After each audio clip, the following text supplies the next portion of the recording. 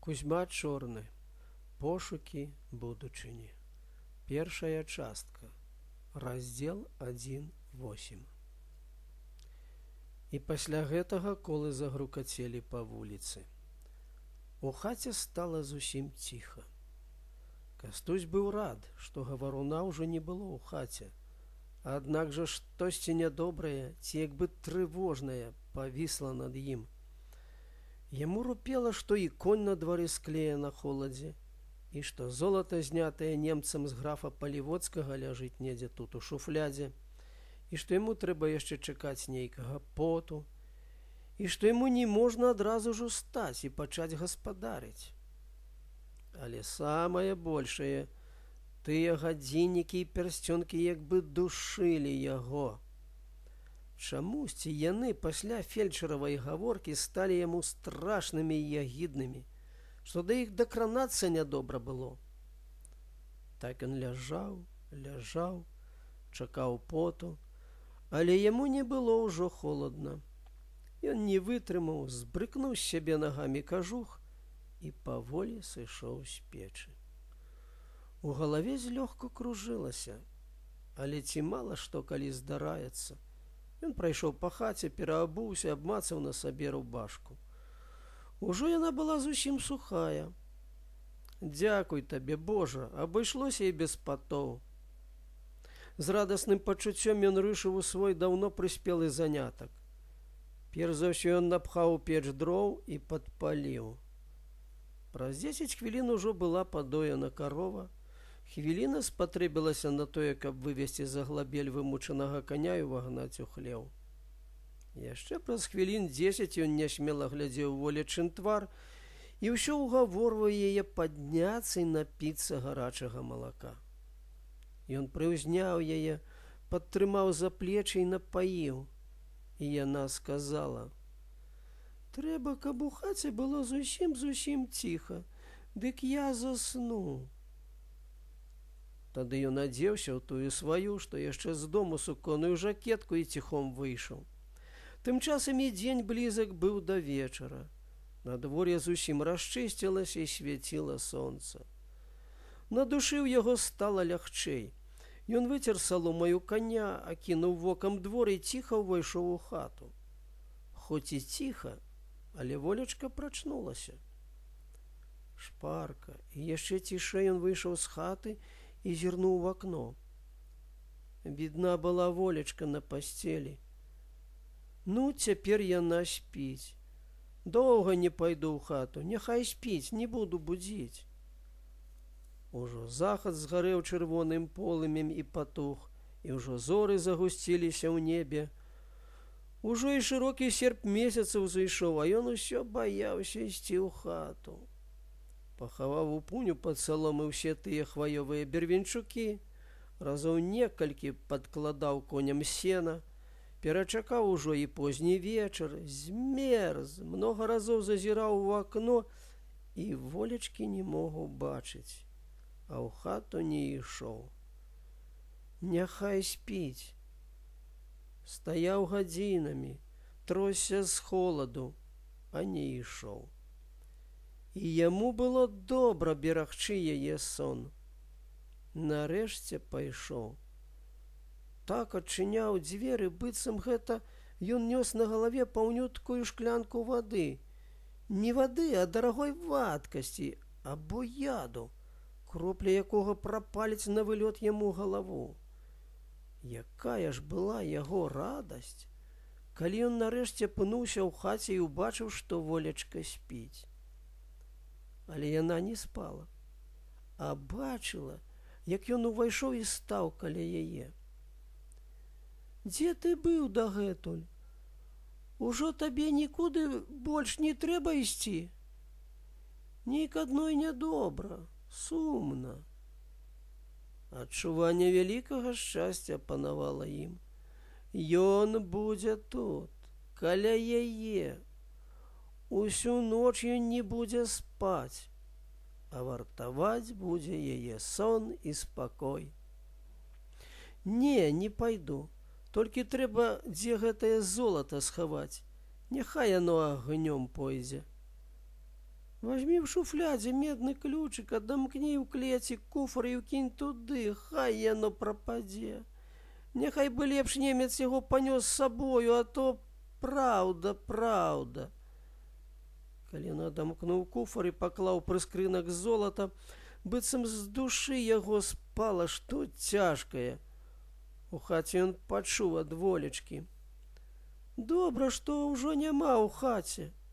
Гэты фельчар, як пачытаў тыя пісьмы. Божачка, што той немец перажыў, як ён мучыўся. Не ідзі ўжо нікуды, а будзь тут і спі. Ужо ноч. Добра, а за клопат возьмуся, можа, нават і заўтра. А за які клопат? Ну, коня табе змяніць, рэштку бервенчукоў перавесці з лесу, падабраўшы ноч, шулы паставіць, браму зрабіць, жыта ў млын змалоць». І пайшла тая ноч, месячная, добрая, ціхая, а к раніцы зноў схмурнела неба і пачаў падаць мокры снег. Тады пад раніцу яны, кожны па-свойму, саснілі нейкага высокага чалавека ў чорнай адзежы з заплюшчанымі вачыма. Ён не спаў, а быў нежывы, гэта ў яе, а ў яго рагатаў і танцаваў, але вымагаў, каб яму аддалі боты і кашулю.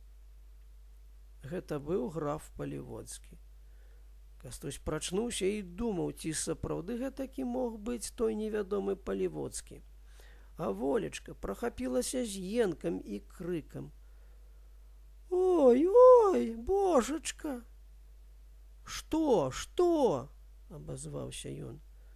«Ой, ой, Паліводскі! А хто гэта тут у хаце?» «Гэта я!» – крыкнуў Кастусь. «Хто?» Яна яшчэ не адвыкла ад свае адзіноты і не прывыкла да яго. Ён падбег да яе і ўбачыў, што яна дрыжыць. Колькі раз, жывучы ўжо адна, без бацькі, яна так прачыналася раніцамі ад непрыемных ці страшных сноў і прывыкала в адзіноце сваімі сіламі гнаць ад сябе цяжкае ўражанне ад кашмараў. Цяпер жа яна падумала, што недзе каля яе ёсць ён.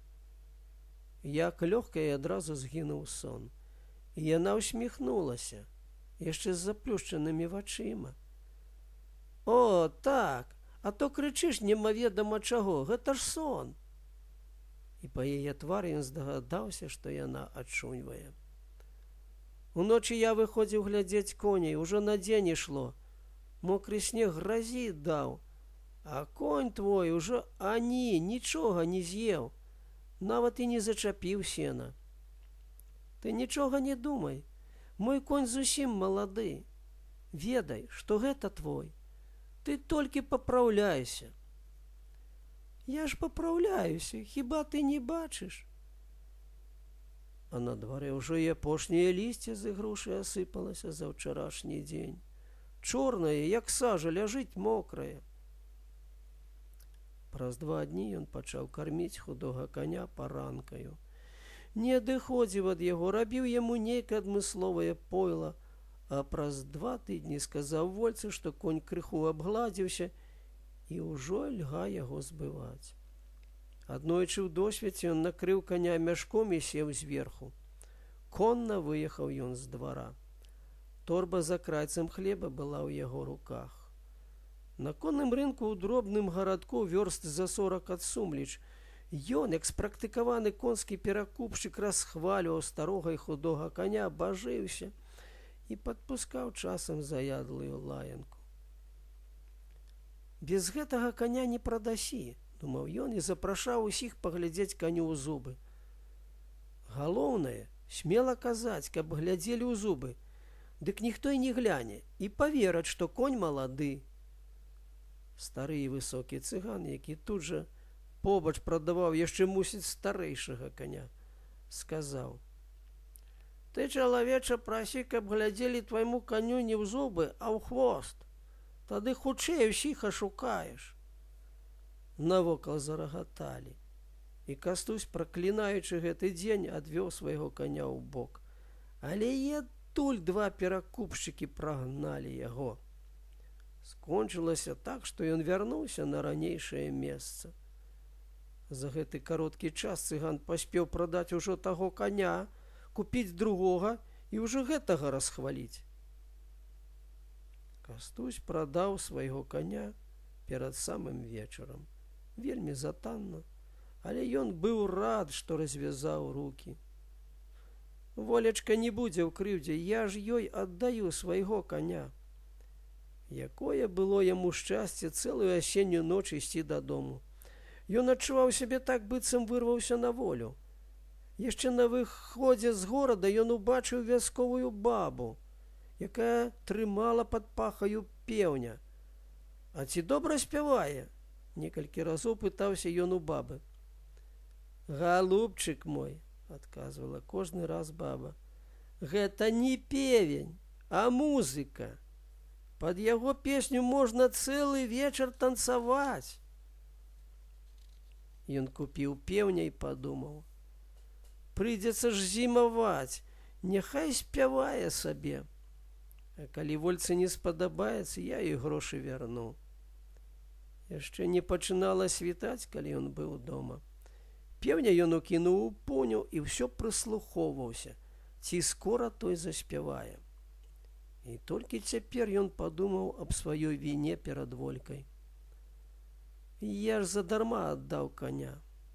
Пакуль развіднела, ён, не заходзячы ў хату, выкаціў з пуні два бервенчукі з той сухой хвоі і стаў часаць. Пакуль зіма не ўмарозіла зямлю, я яшчэ пастаўлю шулы на браму. І душа яго ачысцілася ад прыкрасці. Раптам у пуні заспяваў певень. І гэта як бы хто сказаў яму радасную навіну. Ён пакінуў часаць бервяно і стаў над ім. Садзіўся дзень позняй восені. У хатніх вокнах засвяціўся агонь. Волечка ўстае. А можа пайсці ў хату?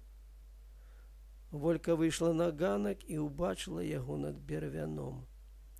І загаласіла. А, братачка, чаму ж ты надумаўся ўночы бярвенне часаць? Ну як жа табе учора там паводзілася? Ну, коня прадаў, пеўня купіў. Спявае, ліха яму, як на скрыпцы грае. А над лесам учора пад вечар вельмі хмара сінела. Мусіць, неўзабаве ляжа сапраўдны снег. Снег, ветер, галасны певень, пах сена з пуні, крык зімовай птушкі, счарнелы ад прымаразкаў лісток з саду на ветры, ясны захад сонца, пах свежага хлеба ў хаце, вымалачаны колас, узняты ветрам на бязлісты куст бэзу, зорнасць марознай ночы, бесперапынная плынь часу, дзень за днём, дзень за днём. І пайшло яно з вялікай радасцю аб тым малым, што толькі і патрэбна чалавеку. Ні зайздрасць, ні сквапнасць, ні злое нездаваленне, ні прыкрая паняверка, што ўсё мала і трэба больш, ні горад, што нехта вышэйшы за цябе ростам. Тут не бытавала пустое імкненне немаведама куды. Колер і пах свежага абчэсанага хваёвага бервенчука гаварыў душы больш за тое золата ў куфарным прыскрынку, страчанае невядомым і таемным графам Паліводскім, і набытае, і таксама страчанае Густавам Шрэдэрам.